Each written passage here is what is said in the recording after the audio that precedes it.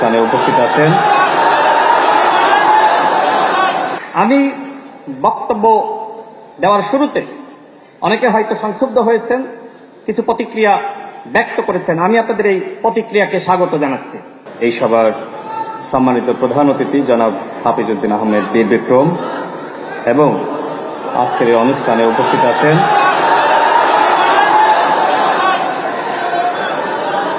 গণপ্রজাতন্ত্রী বাংলাদেশ সরকারের মাননীয় স্বরাষ্ট্রমন্ত্রী, মুক্তিযুদ্ধ বিষয়ক মন্ত্রী এবং আমার সামনে উপস্থিত বাংলাদেশ জাতীয়তাবাদী দল বিএনপির নেতৃবৃন্দ, বাংলাদেশ জামাত ইসলামের নেতৃবৃন্দ, বাংলাদেশ এনসিপির নেতৃবৃন্দ সহ উপস্থিত অতিথিবৃন্দ, আপনাদের সবাইকে শুভেচ্ছা এবং সালাম। আসসালামু আলাইকুম। আজকের এই অনুষ্ঠানে আমাদের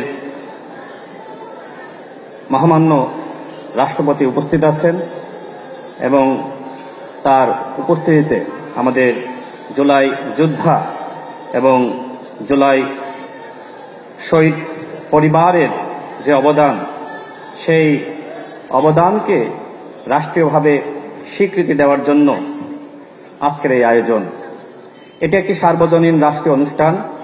এখানে রাজনৈতিক বিতর্কের কোনো অবকাশ নেই। ফ্যালকন অ্যালুমিনিয়াম মাল্টিলেয়ার অ্যানোডাইজড হওয়ায় সম্পূর্ণ scratch proof. Falcon aluminium. July গণ অভ্যুত্থানে আমরা সবাই একতাবদ্ধ হয়ে রাজপথে নেমে ফ্যাসিস্ট আওয়ামী সরকারের পতন ঘটিয়েছি।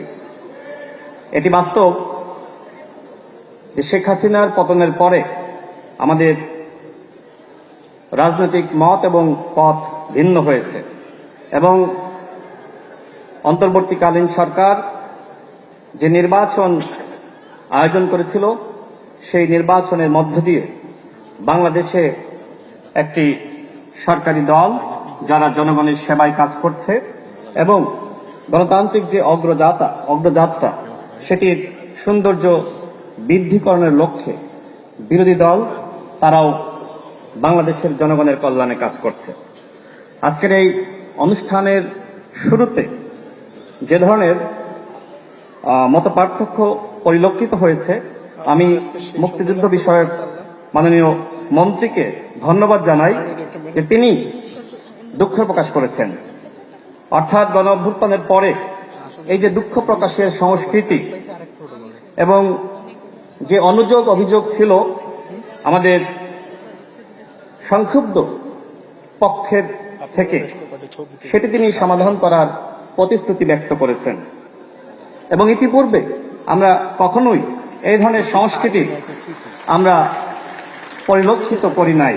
আজকে আমাদের মাননীয় মন্ত্রী যে নজির স্থাপন করলেন, আমরা মানুষ আমাদের কাজ করতে গেলে ভুল হবে এবং সেই ভুলগুলো যদি আমরা শুধরিয়ে নিতে পারি, সেটি আমাদের সরকারের এবং আমাদের এখানে যারা বিরোধী দলে আছেন আমাদের সবার সার্থকতা।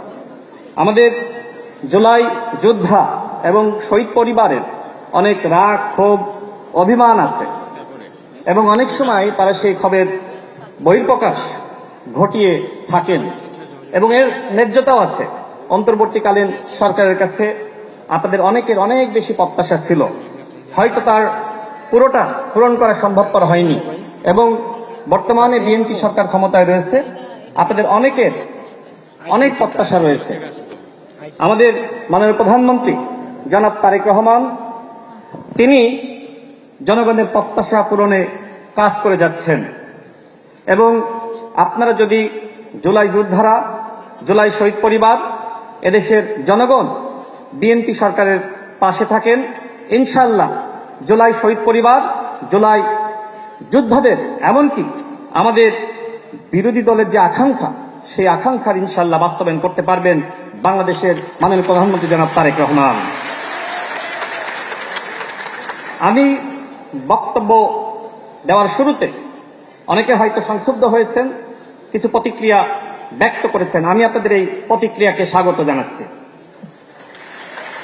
গণতান্ত্রিক বাংলাদেশে আপনাদের এই যে প্রতিক্রিয়া ব্যক্ত করার স্বাধীনতা, এটাই তো আমাদের সব থেকে বড় অর্জন, যে আপনারা কথা বলতে পারছেন, আপনাদের কথা বলার বাক স্বাধীনতা রয়েছে। সুতরাং এই বাক স্বাধীনতাকে আমরা মূল্যায়ন করে সামনের দিনে আমরা অগ্রসর হব ইনশাআল্লাহ।